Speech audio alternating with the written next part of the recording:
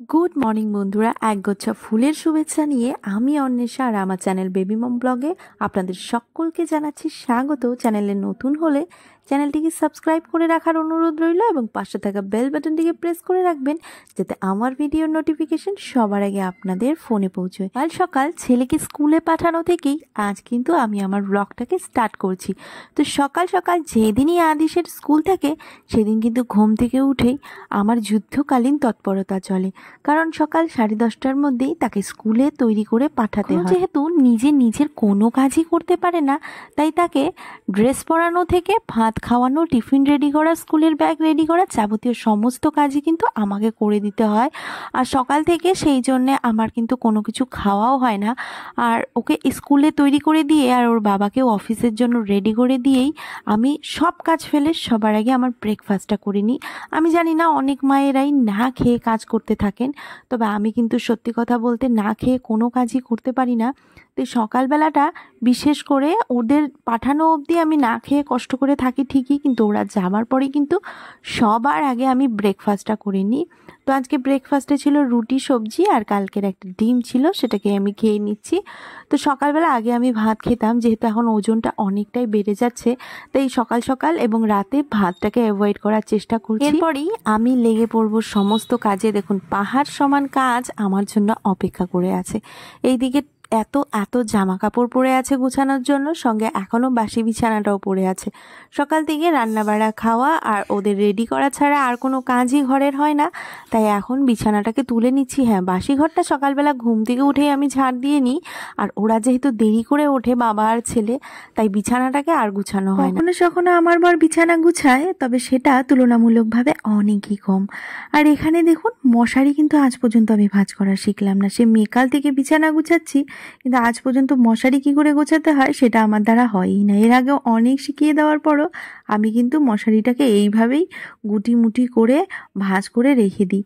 আপনারা কে কে আমার মতন মশারি ভাঁজ করতে জানেন না, একবার কমেন্ট করে জানাবেন। প্রচণ্ড গরম হলেও এখন যেহেতু বৃষ্টির সিজন, তাই হালকা কিছু গায়ে না দিলে ভালো লাগে না, তাই একটা চাদর রেখেছি। এটাই কিন্তু রাতে আমরা সবাই গায়ে দিই। যদিও ছেলের কোনো কিছুই লাগে না, তবে আমার কিন্তু রাতে গায়ে কিছু চাপা না দিলে একদমই ভালো লাগে না। বিছানাটাকে গুছিয়ে তো নিলাম, তবে এই বিছানাটা গুছানো ততক্ষণই থাকবে যতক্ষণ ছেলে বাড়িতে না আসছে। তারপর কিন্তু যেমন বিছানা তেমনই আগের মতো হয়ে যাবে। আর এরপর এত এত গাঁঠি গাঁঠি কাপড় আমি ধুয়ে জমিয়ে রেখেছিলাম, যেহেতু কিছুদিন যাবৎ বৃষ্টি হচ্ছিল, আজ একটু রোদ দেওয়াতে সমস্ত কাপড় ধুয়েছি। তো সেগুলো এখন বসে বসে গুছাচ্ছি। এই সময়টা না গুছালে না পরে আর সময় হয় না, কারণ পুচকা বাড়িতে চলে আসলে ও এত দুষ্টুমি করে যে আমার কোনো কাজই করা হয় না। ওর পিছনে দৌড়তে দৌড়তে আমার কিন্তু সমস্ত কাজই পড়ে থাকে, তাই যতক্ষণ ও বাড়িতে না থাকে আমি এই কাজগুলোকে ফটাফট করে নেওয়ার চেষ্টা করি। শুধু আমার ছেলে একা নয়, ঘর নোংরা করাতে তার বাবাও কিন্তু আর এইদিকে অস্বাভাবিক রকমের গরম পড়েছে। আর বিশ্বাস করুন, আমি এতটাই বোকা, কাজ করতে করতে ভুলেই গেছিলাম যে ঘরে একটা ফ্যানও আছে। যাই হোক, এরপর আমি চলে যাচ্ছি ছাদে, কিছু লঙ্কা নিয়ে আসবো। আর সকাল থেকে আজ এখনও ছাদে যাওয়ার সময় পাইনি। গাছগুলোকে একবার তো দেখে আসতেই হয়। ছাদে আসতেই দেখি ফুল গাছগুলো সব উল্টে পাল্টে পড়ে আছে। রাতে একটু একটু হাওয়া হয়েছিল, যেহেতু রোজই এখন হালকা ফুলকা হাওয়া ঝড় বৃষ্টি হয়েই যাচ্ছে, তাই অনেক সময় কিন্তু গাছগুলো উলট পালট হয়ে যায়। আর এই গাছটা যেহেতু এত ফুল ফুটেছে ছোট্ট একটা গাছে, গাছের মাথাটা না প্রচণ্ড ভারী হয়ে গেছে, তাই অল্প হাওয়াতেই গাছটা পড়ে যায়।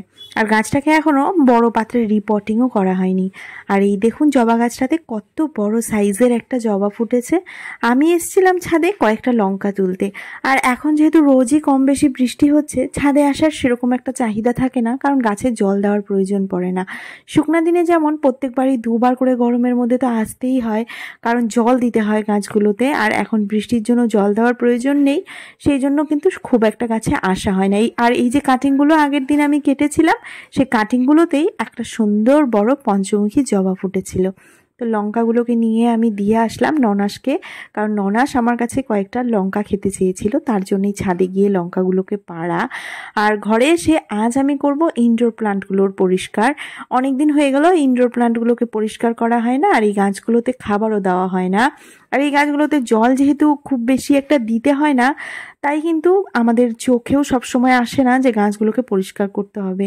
তো মোটামুটি মাসখানেক আগে এই গাছগুলোতে আমি খাবার দিয়েছিলাম আর পরিষ্কার করেছিলাম, এরপরে শুধু জল দিয়ে গেছি আর গাছগুলোকে পরিষ্কারও করা হয়নি। এই স্পাইডার প্ল্যান্টটা আছে না, এটাতে আমি একটা গাছই বসিয়েছিলাম আর সেটাতে দুটো মাত্র পাতা ছিল। আর এখন এই গাছটা বসিয়েছি মোটামুটি 6 মাস হলো। 6 মাসে দেখুন গাছের টবটা কিন্তু পুরোটাই ভর্তি হয়ে আসছে। এই নতুন নতুন কত পাতা ছেড়েছে, এই পাতাগুলো কিন্তু হালকা সবুজ। আর এই আরেকটা জাতের স্পাইডার প্ল্যান্ট, এটাতেও আমি একটা গাছই বসিয়েছিলাম। আর পাশ দিয়ে এই যে ছোট ছোট যেগুলো হালকা সবুজ কালারের গাছ রয়েছে, এগুলো কিন্তু নতুন ছেড়েছে। সব থেকে ভালো আর সহজ ইনডোর প্ল্যান্ট হচ্ছে গিয়ে এই স্পাইডার প্ল্যান্ট, কারণ এই গাছগুলো না যেখানে একদমই আলো আসে না সেখানেও এত সুন্দরভাবে গ্রো করে। আর সব থেকে বড় কথা, এই গরমে আমার এই ঘরটা অন্যান্য ঘরের তুলনায় কিন্তু অনেক তাপমাত্রা কম হয়েছে এইবার, যেটা আগে কখনোই আমি ফিল করিনি। আমার ঘরটাই সব থেকে বেশি গরম থাকতো অন্যান্য ঘরগুলোর তুলনায়। শীতের দিকেই আমি এই গাছগুলোকে আমার ঘরে বসিয়েছিলাম, আর এইবার গরমটা যখন পড়লো অন্যান্য ঘরের তুলনায় কিন্তু আমার ঘরটা একদমই ঠান্ডা ছিল। হয়তো গাছগুলোর জন্যই এই জিনিসটা হয়েছে। আমার এটা একদম দীর্ঘ বিশ্বাস, গরম থেকে বাঁচার জন্য এসি তো আমরা সবাই লাগাই, কিন্তু এসির পরিবর্তে আমরা কিন্তু কিছু গাছ আমাদের বাড়ি এবং ঘরের ভিতরেও কিছু গাছ আমরা রাখতে পারি, তাহলেও কিন্তু আমাদের এসি লাগানোর প্রয়োজন পড়বে না। কারণ এসির কিন্তু রয়েছে প্রচুর সাইড এফেক্ট, আর এই গাছগুলোর কিন্তু কোনো রকম সাইড এফেক্টই নেই। তো আজ আমি এই গাছগুলোতে খাবার দিচ্ছি, কি খাবার দিচ্ছি ডিএপি। জেনারেলি আমি কিন্তু ছাদ বাগানে যত গাছ করি, মানে ফুল সবজি, সেগুলোতে কোনো রকম রাসায়নিক সার ব্যবহার করি না, জৈবভাবেই করার চেষ্টা করি। কিন্তু এই ইনডোর প্ল্যান্টগুলোতে না আমি ডিএপি সার দিচ্ছি, কারণ ইনডোর প্ল্যান্টগুলোতে ফুলের কোনো ব্যাপার নেই, শুধু পাতাই হবে। আর এগুলো তো আমরা ইনটেক করছি না, মানে আমরা খাচ্ছি না, এগুলো শুধু আমাদের ঘরের শোভার জন্যই রাখা। তো সেই জন্যে আমি এখানে ডিএপি দিচ্ছি কয়েকটা দানা করে, সবগুলো গাছে একই সার ডিএপি দিচ্ছি। সবার আগে মাটিটাকে খুব ভালো করে শুকিয়ে নিতে হবে, তারপর মাটিটাকে খুঁড়ে কয়েকটা দানা ডিএপি গাছের গোড়া থেকে কিছুটা দূরে চারদিকে আমি ছিটিয়ে মাটি দিয়ে আবার চাপা দিয়ে দেব। আর এরপরই ভালো করে জল দিয়ে গাছগুলোকে ভিজিয়ে নিতে হবে। অতিরিক্ত বৃষ্টির সময় আমরা ঘরের ভিতরেও যে গাছগুলো রাখি সেগুলোতেও কিন্তু জল কিছুটা পরিমাণ কম দিতে হয়। তার কারণ বাতাসে যখন আবহাওয়া এরকম আর্দ্র থাকে সেই সময় কিন্তু ঘরের ভেতরেও জলগুলো সহজে শুকায় না, আর গাছের গোড়া অতিরিক্ত সময় ধরে ভেজা থাকতে থাকতে সেই গাছগুলোতে ফাঙ্গাস লাগার চান্সেস থাকে। আর এরপরই আমি কি করছি, গাছের পাতাগুলোকে ভেজা কাপড় দিয়ে খুব হালকা হাতে মুছে দিচ্ছি। এতে গাছের পাতাগুলো খুব সুন্দর চকচকা এবং পরিষ্কার দেখায়। যখন কড়া রোদ থাকে, মানে প্রচুর গরম পড়ে, তখন কিন্তু আমি গাছগুলোকে এভাবে মুছি না, তখন কি করি গাছগুলোকে কলতলায় নিয়ে খুব ভালো করে ধুয়ে দিই। এতেও কিন্তু গাছের পাতাগুলো খুব সুন্দর লাগে, মানে গাছগুলোকে স্নান করিয়ে দিই। কিন্তু এখন যেহেতু বর্ষাকাল, এই কাজটা কিন্তু করা যাবে না, তাই গাছগুলোকে আমি খুব ভালো করে মুছে দিচ্ছি। আর যেই গাছগুলো জলের মধ্যে আমরা রাখি সেই গাছগুলোকে কলতলায় নিয়ে গিয়ে খুব ভালো করে ধুয়ে আর জলটাকে পাল্টে দিতে হবে। আর এই জলটা 7 দিন অন্তর পাল্টাতে পারলে খুবই উপকার হয় এতে, কারণ এই গাছগুলো যে থাকে এরা তো শুধুমাত্র জল থেকে এদের প্রয়োজনীয় পুষ্টিটা নেয়, আর জল থেকে পুষ্টিটা কিন্তু খুবই সামান্য পরিমাণে এরা পায়। তাই 7 দিন অন্তর পাল্টারে ফ্রেশ জলের মধ্যে আবার ওরা কিন্তু মিনারেলসগুলো পেয়ে যায়। আর নয়তো জলটা বেশি দিন পর্যন্ত পুরনো হয়ে গেলে তখন এই জলে আর অবশিষ্ট কিছুই থাকে না। গাছগুলো এইভাবে ধোয়ার পর এতটা সুন্দর লাগে, অনেক দিন পর বৃষ্টি হওয়ার পর গাছের পাতাগুলো যেমন চকচক করে ঠিক অনেকটা সেই রকম। আর এই মানি প্ল্যান্টটাকে আমি রাখি জানলার কাছে। জেনারেলি মানি প্ল্যান্ট আপনারা কম আলোতেও রাখতে পারেন, তবে আমি এই জানলার কাছটাতে রাখি, দেখতে সুন্দর লাগে বলে। আর এখানে কাপগুলো দেখছেন, এগুলো সবই কিন্তু আমার হাজবেন্ডের আনা। আর দুটো রয়েছে যেটা আমার ছেলে নিয়ে এসেছে। ছেলের তো সবেমাত্র শুরু হলো কাপ আনা, ওর বাবা অনেকদিন আগে থেকেই আনে, যেহেতু ওর বাবা একজন খেলোয়াড়। আর এরপর আমি টবের নিচগুলোকেও খুব ভালো করে পরিষ্কার করে নিচ্ছি। ঘরের ভেতর গাছ রাখলে অনেকে এই টবগুলোকে প্লেটের ওপর বসায়, যাতে এক্সেস যে জলগুলো বা নোংরা কখনো কখনো পড়ে সেগুলো যাতে সেই প্লেটের মধ্যেই জমা থাকে। আমার কিন্তু কখনো কোনো অসুবিধা হয়নি, আমি এগুলোকে প্লেটে রাখিনি, আমি নিচেই রেখেছি। আর কিন্তু প্রত্যেক দিনই এগুলোকে ঝেড়ে আপনাদের পরিষ্কার রাখতে হবে, কারণ যেহেতু গাছগুলোকে আমরা ঘরের মধ্যে রাখছি, তো এতে কিন্তু মশা এবং অন্যান্য পোকামাকড়ও বাসা তৈরি করে নিতে পারে। তাই এগুলোকে প্রত্যেক দিন ক্লিন রাখাটা কিন্তু অত্যন্ত জরুরি, বিশেষ করে যাদের ঘরে ছোট বাচ্চা আছে তাদের জন্য কিন্তু এই জিনিসটা খুবই গুরুত্বপূর্ণ। আর ইনডোর প্ল্যান্টগুলোকে অন্তত মাসে বা 2 মাস অন্তর 1-2 বার একটু রোদ রাখানোটা প্রয়োজন, কারণ এগুলো রোদে রাখলে এর মধ্যে থাকা অনেক ধরনের ফাঙ্গাস কিন্তু একাই মরে যায়। আর যেহেতু সবসময় এই গাছগুলো ঘরের ভেতর ছায়াতে থাকে, তাই এগুলোতে ফাঙ্গাস অ্যাটাক কিন্তু খুব তাড়াতাড়ি হয়। আমি আমার ঘরে এখন পর্যন্ত 5 রকমের ইনডোর প্ল্যান্ট রেখেছি, তো ইচ্ছে আছে আরও কিছু নতুন গাছ ঘরে রাখবো। তবে আমার ঘর ঘরটা খুবই ছোট হলেও আমি কিন্তু গাছ প্রচণ্ড রকমভাবেই ভালোবাসি, তাই আরও গাছ রাখার ইচ্ছে রয়েছে আমার ঘরে। আর এইদিকে ঘরটাকে পরিষ্কার করে নিয়ে ঝাড়ুটাকে আমি খাটের নিচে লুকিয়ে রাখলাম। এর কারণ বলা হয় যে ঝাড়ু আমাদের এমন জায়গায় রাখা উচিত যাতে বাইরে থেকে লোক এসে চট করে আমাদের ঘরের ঝাড়ু না দেখতে পায়। আর ঘরের ঝাড়ু দেখিয়ে রাখা এটা কিন্তু অনেক বড় অমঙ্গলের চিহ্ন, তাই ঝাড়ুকে সবসময় আমি খাটের নিচে লুকিয়ে রাখি যাতে চট করে কারো নজরে না পড়ে। তো এই পর্যন্ত ঘরের সমস্ত কাজগুলোকে আমি কমপ্লিট করে নিয়েছি। এখন আর সেরকম কোনো কাজ নেই, আর এরপর শুধু স্নানটা করে আমি চলে আসলাম।